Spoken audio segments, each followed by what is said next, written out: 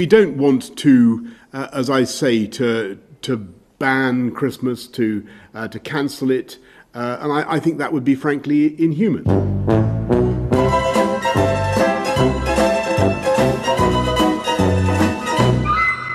What fresh hell is this? Another lockdown. Because the first two worked so well. I mean, there were more COVID cases in London after the end of the last one compared to before it started, which is why we need another one. Makes perfect sense to me. We were told to endure the last lockdown to save Christmas. Oh no, sorry, Christmas is cancelled now too. Londoners face being arrested if they try to leave the city after midnight. But tourists from Shanghai and Beijing, come on in! 5 flights from Brazil, which has had over 7 million COVID cases, landed at Heathrow within the space of 10 minutes earlier today. Italy has more COVID deaths than the UK. They've banned travel from the UK. Has the UK banned incoming travel from Italy? No. Literally dozens of flights a day. So this frightening new strain of corona means that someone living in London is banned from travelling 50 miles away to Brighton to see their granny. But people from all over the world can fly in, get infected, and then spread it to every corner of the globe. You'll get fined and arrested for travelling to see your family, but boat migrants will continue to be given a taxi service and put up in 4-star hotels. So they announced this London lockdown to prevent Londoners spreading this new variant of COVID to other areas of the country. And what's the first thing that happens? Londoners flee in huge numbers to other parts of the country. Bravo! Fucking bravo! Then they've got the nerve to blame the people who escaped in time. 3/4 of Brits support the new lockdown. Who are they polling a sage Christmas party? Who are these people? Soaring depression, suicides, huge spikes in deaths because of untreated serious illnesses. 800,000 jobs lost, the economy ruined, education ruined, quality of life ruined, families torn apart. All for a virus which, according to the CDC, has an average survival rate of over 99.5%, and 75% of the British population responds with, "Yeah, we'll have some more of that, please." Boris could announce this, and about 1/4 of the population would start shopping for cages on eBay. Is media hysteria that efficient?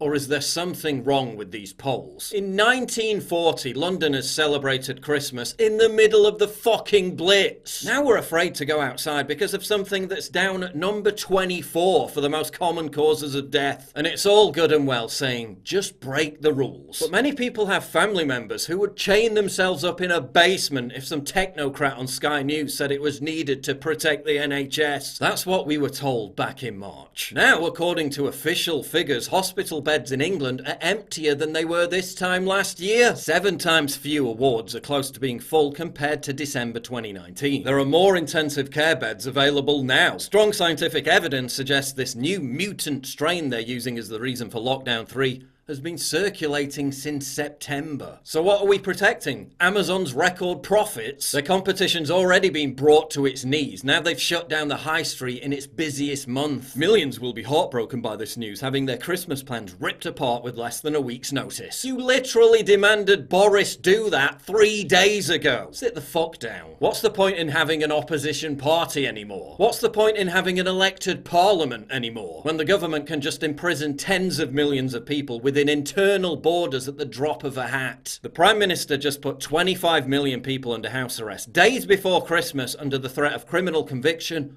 via a press conference. So Boris Johnson said there would be no further lockdowns without a parliamentary vote. Tier 4 is a lockdown, yet no vote. This is not a democracy anymore, it's full-on tyranny. And apparently the vast majority of the population just can't get enough. Tier 5 on January 17th. Get ready for Tier 10 when going to the shops is banned and you must starve yourself to protect the NHS. The average age of someone dying from COVID in the UK is over 82 years old. That's higher than the median age of those who died of other causes over the same period. If you were elderly, and you had a choice between these two things: 1 year of seeing your friends and family, enjoying activities and living a relatively full life, or 2 years of living in desperate, lonely isolation while being terrified to go outside, which would you choose? People in Wuhan, the epicenter of the outbreak, are having massive street parties and dancing the night away in crowded clubs. No masks, no social distancing. Chinese Communist Party mouthpieces are taunting us. They're back to normal. Their economy is thriving. While Bill Gates is telling us that lockdowns are going to continue into 2022. Why?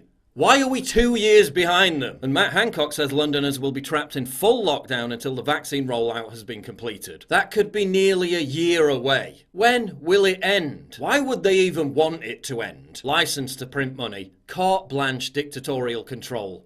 A great reset. One of the biggest transfers of wealth and power in human history. Do you think they really want that to end?